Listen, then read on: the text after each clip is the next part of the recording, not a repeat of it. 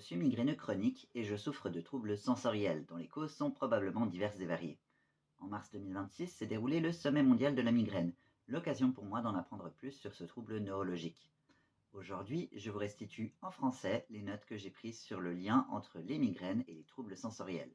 Mais avant, si vous ne me connaissez pas, bonjour, je m'appelle Cory et je suis atteint du syndrome d'Ehlers hypermobile, une maladie génétique des tissus conjonctifs aux multiples symptômes et comorbidités dont je parle habituellement sur cette chaîne. Et parmi les symptômes et comorbidités, on retrouve notamment les migraines et les troubles sensoriels.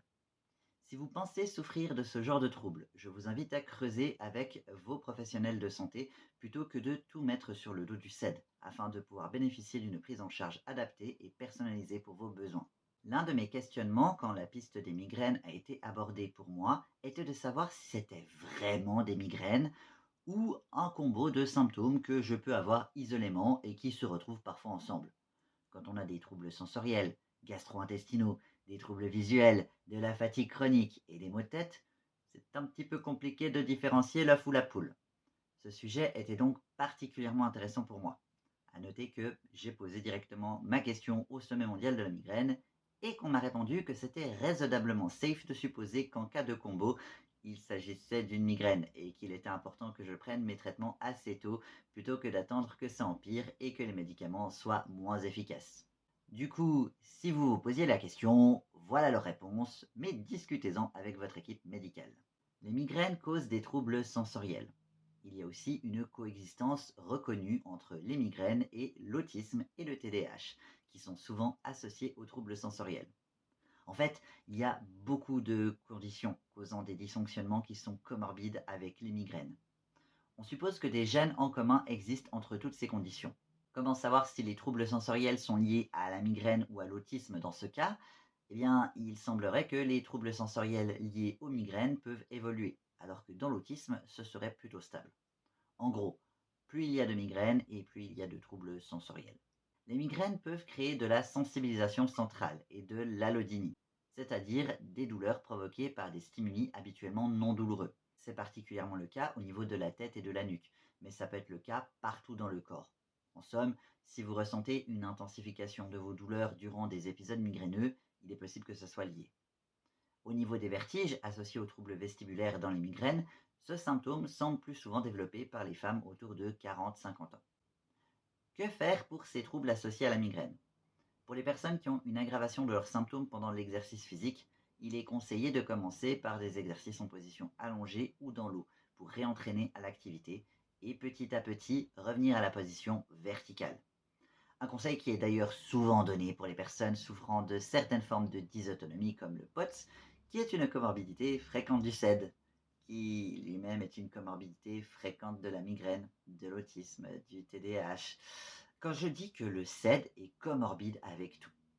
Bref, pour revenir aux troubles sensoriels, s'ils sont causés ou aggravés par les migraines, des traitements de prévention de la migraine pourraient aider.